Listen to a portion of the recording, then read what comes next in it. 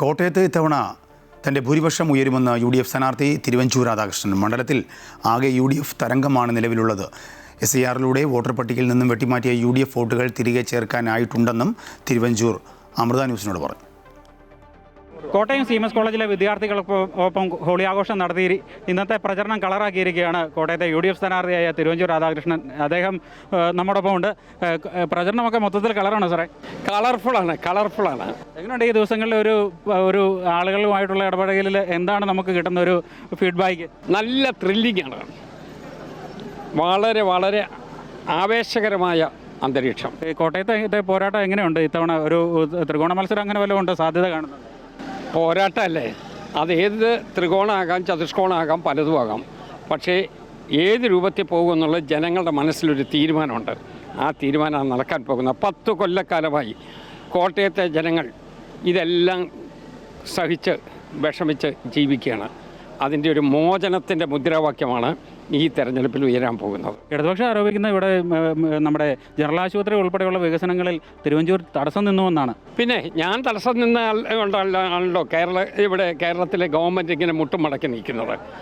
ഞാൻ തടസ്സം നിന്നാൽ കേരളത്തിലെ ഗവൺമെൻറ് അത്രയേ ഉള്ളൂ എന്നൊരിക്കൽ പിന്നെ എന്തിനാ ഇവർക്ക് ഗവൺമെൻറ്? അന്നും തടസ്സം നിന്നാൽ പോരെ, ആ ഗവൺമെൻറ്റിൻ്റെ കാര്യമില്ലല്ലോ.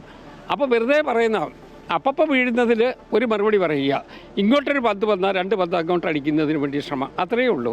നിങ്ങളതൊന്നും ഗൗരവത്തിലെടുക്കുകയും വേണ്ട. ജനങ്ങൾ തീരുമാനിക്കും. ജനങ്ങളിപ്പോൾ ഓൾറെഡി തീരുമാനിച്ച് കഴിഞ്ഞിരിക്കുകയാണ്. അതിന് അവർക്ക് ഒരു സന്ദർഭം എത്താൻ പോകുന്ന പോളിംഗ് ഡേറ്റിൽ അപ്പോൾ തീരുമാനം ഉണ്ടാകും. ഈ നമ്മുടെ ആകാശപാതയുടെ കാര്യത്തിൽ എങ്ങനെയാണ് സാറിൻ്റെ ഒരു കാഴ്ചപ്പാട്? ആകാശപാത ഞങ്ങൾ തുടങ്ങി, പക്ഷേ ഇവർ ചവിട്ടി വെക്കി. ഞങ്ങളുടെ ഗവൺമെൻറ് വന്നതിന് ശേഷം ഞങ്ങൾ അതിനെക്കുറിച്ച് ആലോചിച്ച് 15 കൊല്ലമുള്ള ടെക്നോളജി അനുസരിച്ചാണ് അന്നിത് പണിയാൻ പറ്റിയത്. പുതിയ ടെക്നോളജി അനുസരിച്ച് ഇതിനേക്കാൾ മെച്ചപ്പെടുത്തി എങ്ങനെ പോകാൻ പറ്റും എന്നുള്ള സാങ്കേതിക വിദ്യ കൂടി നോക്കി അടുത്ത ഗവൺമെൻറ് തീരുമാനിക്കും. അപ്പോൾ ഈ നമുക്കൊരു ഭൂരിപക്ഷമൊക്കെ പ്രവചിക്കുന്ന ഒരു സമയമായോ? എല്ലാ തവണയും 10,000ങ്ങളുടെ ഭൂരിപക്ഷം ഉണ്ടായിരുന്നു. ഇത്തവണ എങ്ങനെയാണ് കാണുന്നത്? അതിനകത്ത് എന്ത് വ്യത്യാസമാണ്? 10,000-ൻ്റെ പ്ലസ് നിലവിലുള്ള ഗവൺമെൻറ് ആൻറ്റി ഇൻകംബൻസി. ഈ SIR വന്നപ്പോൾ കുറച്ച് വോട്ടുകളൊക്കെ കട്ട് ചെയ്യപ്പെട്ടിട്ടുണ്ട്. ഞങ്ങളത് പോയിട്ടില്ല. ഞങ്ങൾ പോയ 36,000 പേരെ ഇവർ കട്ട് ചെയ്യിച്ചിരുന്നു. പക്ഷേ 36,000 പേരും തിരിച്ചു കയറി. ഇവർ അറിഞ്ഞിട്ടില്ല.